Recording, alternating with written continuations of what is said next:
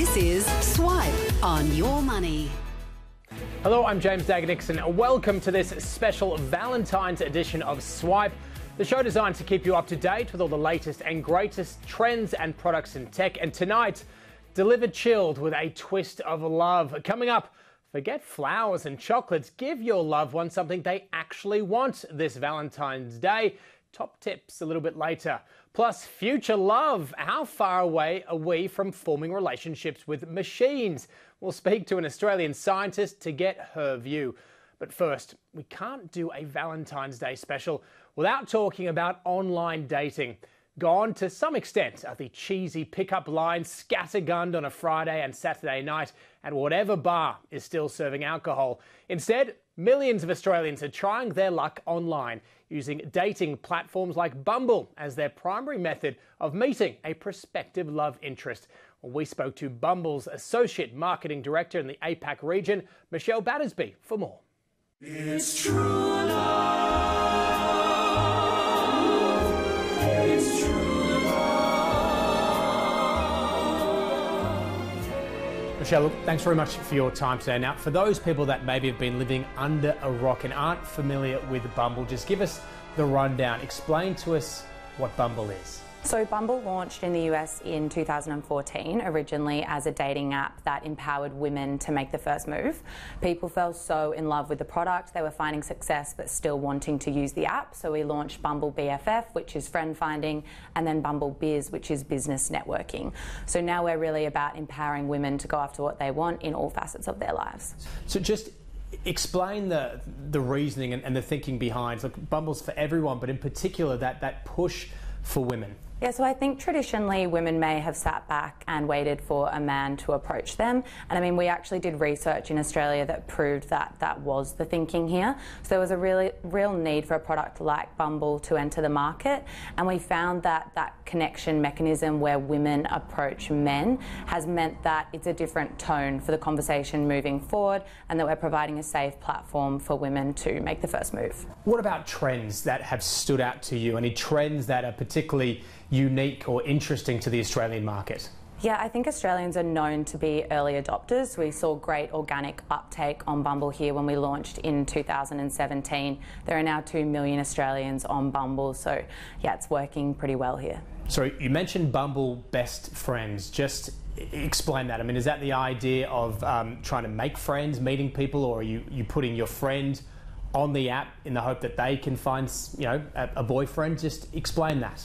Yeah, so Bumble BFF is purely just for friendship finding. So we've found a lot of success in Australia amongst travellers. Those are a lot of the success stories that we hear. So people coming over from the UK, matching with someone, and then travelling around the rest of Australia with that person. And Bumble Biz? Bumble Biz is Bumble Business Networking. So we've really positioned that towards finding a mentor or potentially that foot in the door type connection. So really it's about just opening yourself up to other opportunities in the business world. I imagine Bumble Biz is pretty new to the market here in Australia. I mean, you've only been here since, as you mentioned, 2017. So the thinking behind that strategic push, the ambitions behind that stream of the business. Yeah, so we launched Bumble Biz in March last year. We worked with a lot of brand ambassadors who are successful, well-established female entrepreneurs, and I think that really helped us position that in the market here quite successfully, and we've seen great uptake of that from that point onwards. Look, there's no shortage of various options for people looking at dating online or via apps. But what do you see as the point of difference from Bumble? Is it that idea of empowering the woman? Yeah, I think we've seen a great shift in society, over the past couple of years. Bumble has always been focused on women supporting other women. I think our CEO, Whitney Wolfe Herd, was really ahead of her time in terms of things like the Me Too movement. That's always been a huge focus for Bumble and something that we've been talking about really since Bumble's inception in 2014. And that's a big part of all the partnerships that we do and all the women that we do work with. That's consistently at the front of our minds. Look, I have to confess to being a little bit of a novice when it comes to all of these businesses. So in terms of a business model perspective, how do you make money? So Bumble is free to download. However, we do have a subscription-based service called Bumble Boost, which allows our users to unlock premium features. So one of those features that we've just launched in Australia is called Spotlight. So you can activate that and you'll appear at the front of everyone's queue when they open the app for half an hour. Can you explain the sort of the nuts and bolts as to, you know, let's say a woman goes on and a guy goes on, how their experience would likely differ? I mean, if this is aimed towards, you know, empowering the woman, how does that happen through the process of the app? Yeah, so I mean, obviously to start talking with someone, you both need to mutually connect. So both of you need to swipe right and match. And then it's really up to the woman to initiate the conversation. However, that needs to occur within a 24-hour window, otherwise the match disappears. So we're also putting a bit of pressure on women to actually make the first move and initiate that conversation. Otherwise, you'll lose that potential love interest. And look, I imagine it would be near on impossible to sort of track this sort of stuff, but do you get any idea of you know, long-term success rates? Yeah, so we absolutely love hearing about success stories at Bumble, and we get thousands of these globally. We've definitely heard of Bumble babies, Bumble weddings, Bumble engagements. Fantastic. Now, this is all part of a special Valentine's Day edition of Swipe. Considering that, are there sort of periods of the year, such as Valentine's Day, where you see spikes in the amount of people downloading and signing up with the app? We've seen enormous growth in Australia of late. I think specifically because it is the summer months, it's approaching Valentine's Day, and we do see nice uptake around this time. So if you're single, I'd say now's the time to be on the app. And now look, we're fast approaching Valentine's Day itself. I understand you guys are throwing a big party. Yeah, we're doing a party for all of our users at Ivy Pool on Valentine's Day. So if you come to Ivy and show the app, you'll be let in and you can meet people in real life. Michelle, do appreciate you joining us today. Thanks so much for your time. Thank you.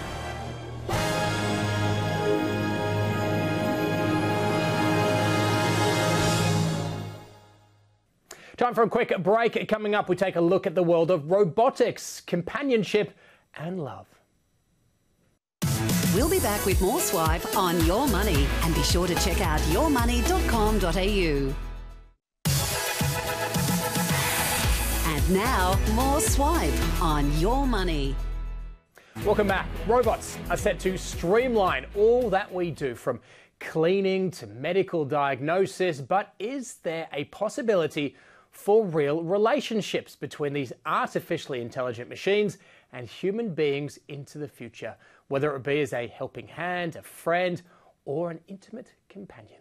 Well, these robots help ease our loneliness in our increasingly isolated but digitally connected world.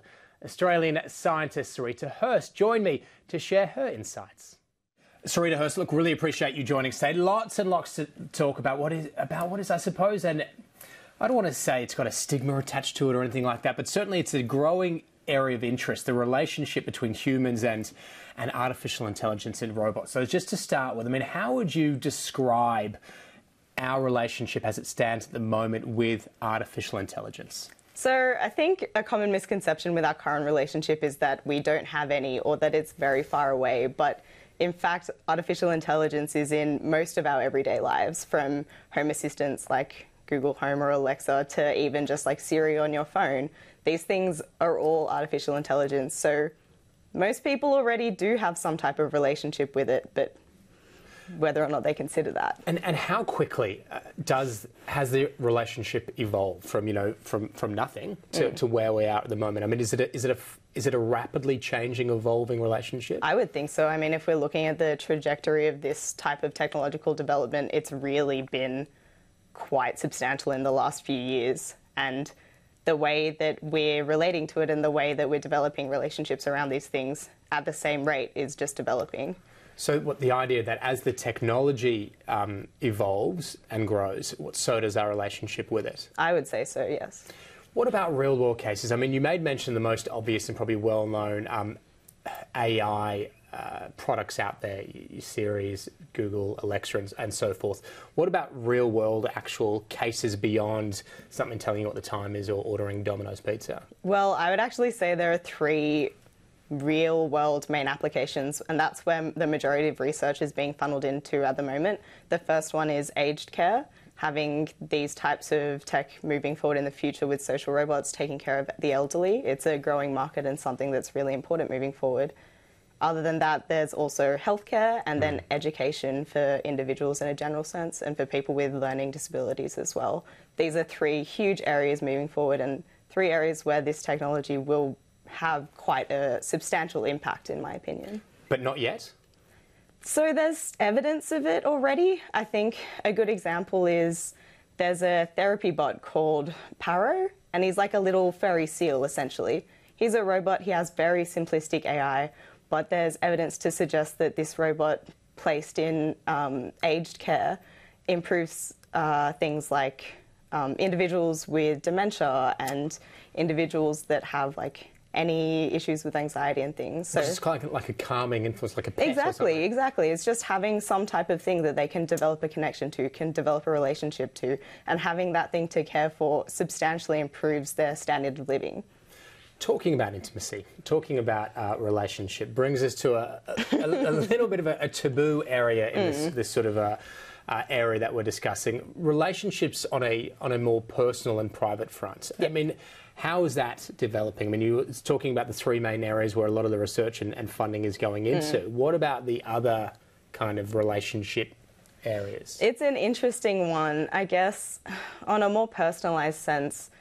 The way we have a relationship with technology, as this technology develops, it's very likely that these types of relationships are going to develop. I call on maybe the fact that the way we're developing relationships with each other, like human to human, is changing because of technology. We're looking at dating apps is changing the way that we're meeting people and networking with people.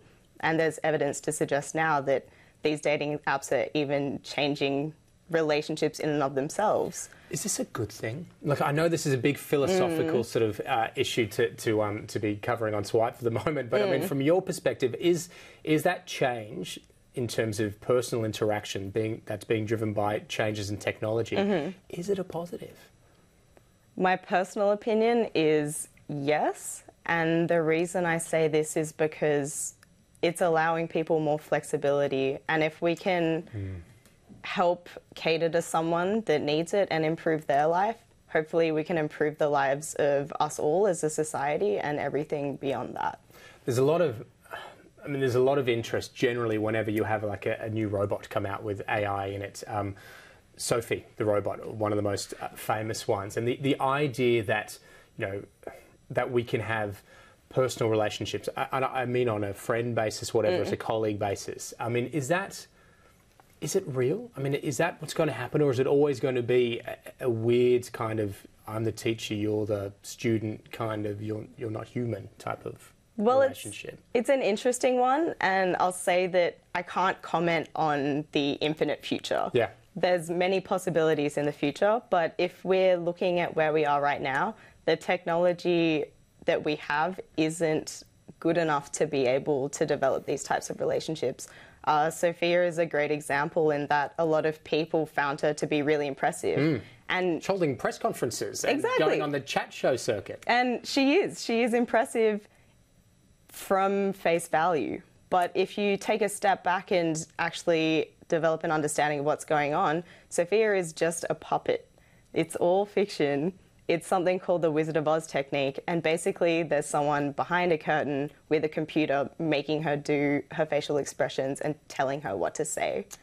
It would be great if we were there at the moment. It would be great if this AI was at that point at this point in time, but we're just not there at the moment. So we're not going to be seeing the Star Wars drone army anytime soon. I don't believe anytime soon. I can't speak for the infinite future, but not at the moment. All right, Sarita Hurst, we have to leave it there. Pleasure to talk to you. Thank you very much. Yeah, no problem. Roses are red, violets are blue. If you hate poems, this next segment is for you. We'll be back with more Swipe on Your Money, and be sure to check out yourmoney.com.au. And now, more Swipe on Your Money. Welcome back. Well, sick of forking out a small fortune on flowers and chocolates every Valentine's Day? Why not buy your special someone something they actually want? Hopefully ensuring the relationship doesn't wilt like those lame roses that you bought last year. Yep, we're a romantic bunch here at Swipe. So how better to educate you non-romantics than lay down a few love lessons with a special V-Day gift guide.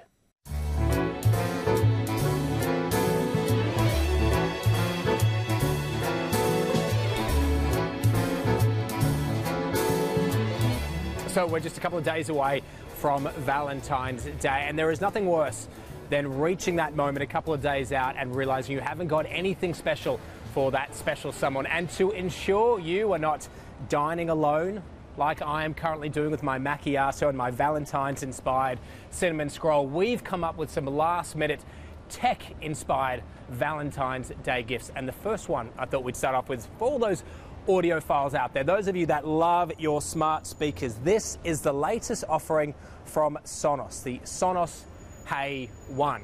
Now, what is the difference? What is the Sonos Hey 1 as compared to the Sonos 1? Well, I'll tell you. It's the design. It comes from a dynamic Danish duo who have designed this. They're rather well known. Sonos has teamed up with them, and they've come out with a series of 6 different colours for your viewing pleasure. But it's not all about the look, though. That is really the main difference with the Sonos Hey 1. Where it gets really, really good and continues a wonderful track record for Sonos is, of course, the sound. The sound is wonderful. The bass is excellent. The clarity is excellent. I cannot speak more highly enough of the sound quality that you get from Sonos, particularly at the price point. And I'm going to get to the price point in just a minute. But of course, the other special characteristic of the one is it is a smart speaker. Now, for those of you well versed in smart speakers, you'll be well aware that audio quality can sometimes be a little bit of an afterthought. Not the case with the Sonos One. Brilliant in terms of being a smart speaker. The only issue I have with it at the moment, it is only Alexa. So it is only Amazon Alexa controlled. Now, Sonos are telling us that it will have Google Assistant sometime this year. It's also AirPlay 2 compliant as well for all you Apple fans out there. So crucially, of course, what does it cost? Well, it's going to set you back around about $350. You can get it slightly cheaper if you don't go with the Sonos Hey 1. You just get the Sonos 1.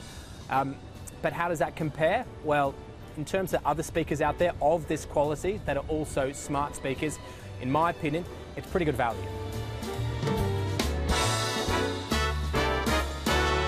So nothing says Valentine's Day like jewellery. It's a bit of a mainstay, a staple, if you like, when it comes to gifts. And we were thinking, well, what kind of fits the tech jewellery type of Valentine's Day gift?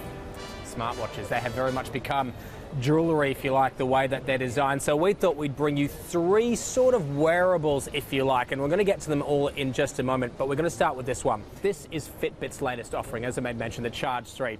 It's been 3 years since Fitbit came out with the Charge 2. So what is different? Well, slightly sleeker design in terms of the Charge 3, bigger display. You've got a few more tracking items as well, such as sleep and so forth, as well as a few more exercises on there. The other crucial one as well, which was surprising when you look back, the Charge 2 didn't have, but this is now 100% waterproof. So going for a swim, getting in the shower, sweating profusely like some of those people at the gym do, you don't need to worry now with the Charge 3. Look, really good price point, good features, like the design, bigger display, 100% waterproof, but going up against some of the new smartwatches and some of their fitness and health tracking qualities, it's maybe a little bit wanting. As mentioned, the only reason you get it is that price. So that is the Fitbit Charge 3. Next cab off the rank is probably more like jewellery. It is the Michael Kors foray into the smartwatch segment. Look, it doesn't really look like something that you would take while you were at the gym or going for a run or going for a swim, but they assure us it is swim proof. The other notable aspect to the Michael Kors smartwatch as well, it's got inbuilt Google Assistant, and for those that have based their connected and their smart lives around the Google Assistant, which, to be honest, within Australia, that's probably the majority versus the likes of Siri and Alexa, it fits really, really nicely into all of those other apps that you have. It's as simple as just using your Gmail details and away you go. It's also got the likes of Google Pay, so it does work as a payment system as well. So look, it's still a little bit weird dipping your wrist onto a payment, but if you like that, you happen to have forgot your phone or your wallet at home, the Michael Kors will do it for you. It is easy to use. You get a few different styles. This is the rose gold. not really for me, maybe my wife. I did show it around the office to a few of the girls. They liked the looks of it and perhaps would probably go for this one. Now, in terms of price, you're looking anywhere between about $550 to $600, so not bad. And finally, we have the latest offering from Apple, the Apple Watch Series 4. Now, straight off the bat, I have to confess, I am currently not an Apple user, but having used it for about a week or so, it is without a doubt the best smartwatch for Apple users out there. Why? Look, improved screen, better specs. It's waterproof as well. You can control your Netflix from it. The health applications on this are good as far as tracking your heart rate, tracking your fitness through the various exercises you're doing. What I will say, though, is a little bit strange and actually sets it aside in a bad way from a lot of the other watches that we have looked at, is it doesn't track your sleep. So much these days is about how we're sleeping, what we get out of our sleep. Well, Apple have decided in this watch not to track your sleep. There are other wonderful apps here. I mean, just think about the Apple App Store. You can get an app for just about anything. As with most other major labels when it comes to their smartwatches, you can answer your calls on it.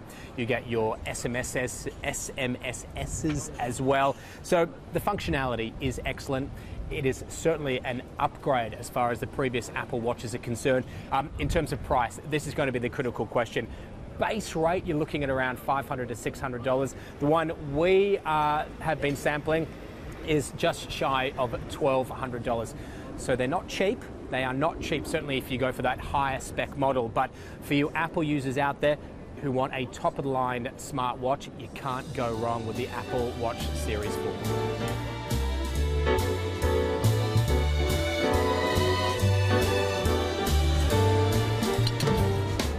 So the other thing that we were thinking of in terms of how could we capture the essence of Valentine's Day in a technology-focused show? Capturing moments, capturing love. What could be more Valentine's Day than that? And how do we put a tech spin on it? Cameras. So what better way to review these cameras than to get a professional cameraman? That is where we bring in your money professional cameraman extraordinaire, Stu. Stu, bring it in tight. Now, you've taken both of these cameras away. You've taken them to the professional cameraman's cave to run them through their paces. Let's start with the Canon. Your thoughts on the Canon? So the Canon, I think this is a entry-level camera for those wanting to step away from their iPhone. Okay, why? What is it about it that suggests it's a good starter camera? A few points, I think fanctionality and form factor. The big thing is it's small, it's lightweight, it's not too drastic a change from that smartphone. Yeah. 24 megapixels. Is that good? It's pretty good. You're going to get a nice image out of that. Yeah. It's sort of double what you'd see in maybe an iPhone. All right. And video? Video, it says 4K. I think really its strength doesn't lie in 4K video. It's more of an HD video camera. You can see the flip-out screen here, so this is going to be something that maybe people that are into vlogging might use. You've got the whole selfie People just want selfies, basically. Exactly, yeah, essentially, yeah. Where does it potentially let itself down? I think it's not really going to let itself down too much for a beginner. Yeah. You know, because they're stepping this into the first time. It's got features in here like a menu system that's quite intuitive, quite easy. It helps beginners get through that menu system. You can put it on auto to get yourself going. And as you get more confident, you can move into the manual modes, aperture priority, shutter priority. Now, for somebody who is starting out in terms of progressing from their camera phone, price is going to be pretty critical. What is this going to set someone back? So this is just over 800, 850. Okay, all right. Now, we go up the scale now. That was the Canon. This is the Nikon. Tell us about the Nikon. So the Nikon is a full-frame entry-level camera.